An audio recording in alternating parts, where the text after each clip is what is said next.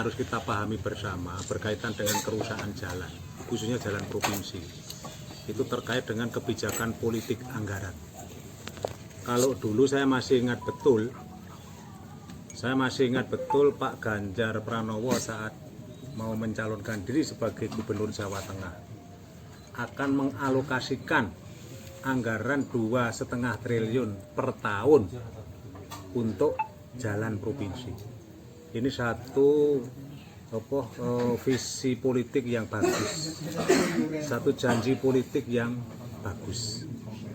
Mestinya selama kepemimpinan Pak Ganjar itu harusnya jalan-jalan itu sudah bagus. Hanya menurut pengamatan saya, jadi ada hal-hal yang ini perlu diperbaiki.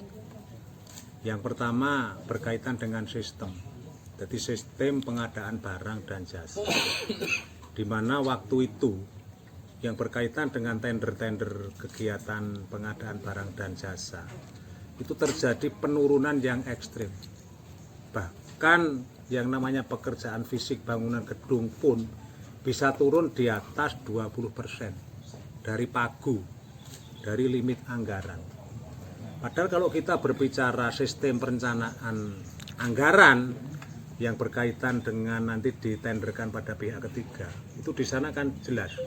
Jadi harga perhitungan real plus PPN dan PPH. Itu komponennya itu. Kemudian plus keuntungan pemborong. Kalau terjadi penurunan dari harga standarnya atau HPS-nya itu turun sampai 20%, 25%. Praktis kegiatannya akan tidak maksimal. Karena yang namanya pengusaha juga ingin mendapatkan keuntungan. Kalau dari pagu satu misal 100 juta turun sekitar 20%, itu kan kontraknya menjadi 80 juta. 80 juta itu plus komponen keuntungan pemborong dan pajak. Nah, berarti sekitar 20%.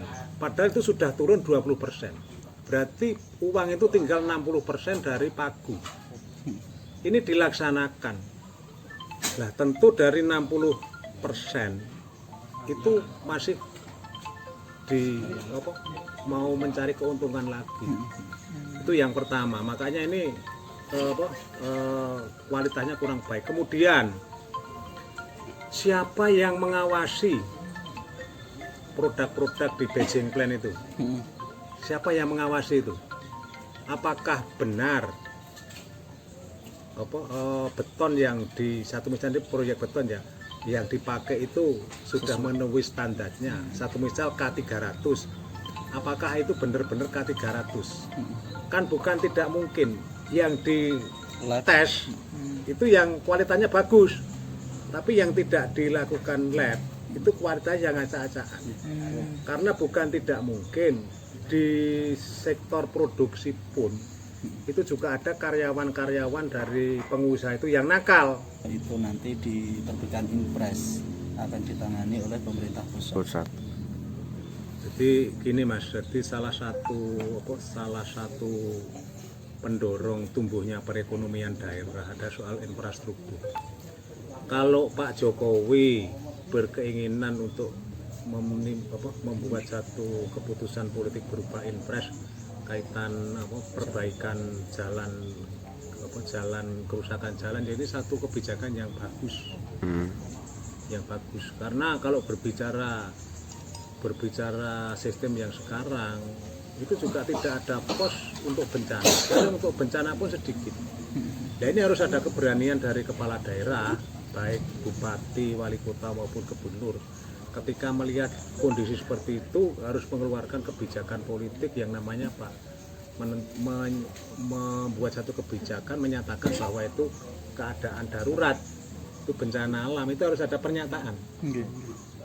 Intinya di dalam praktek penyelenggaraan pemerintahan itu jangan berpikir yang negatif.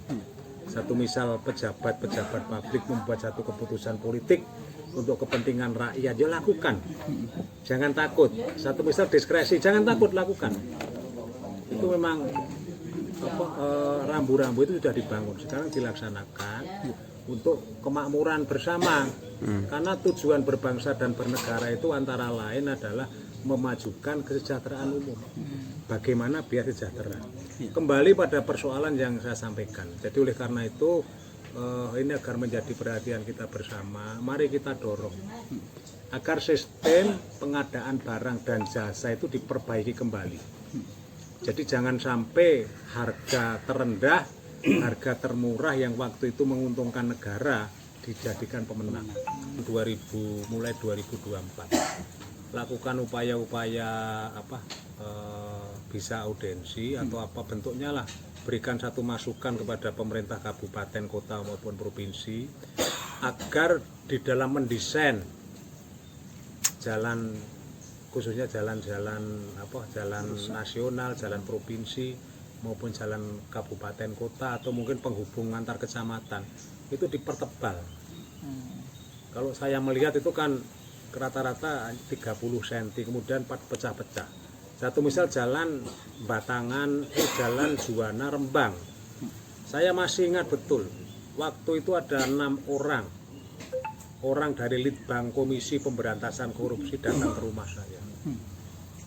Karena waktu itu memang saya berikan informasi bahwa bla bla bla bla bla bla. Kemudian datang ke rumah saya dan waktu itu saya mengundang Bas Borong. Bas Borong itu waktu itu kontraktor utamanya kalau tidak salah BUMN.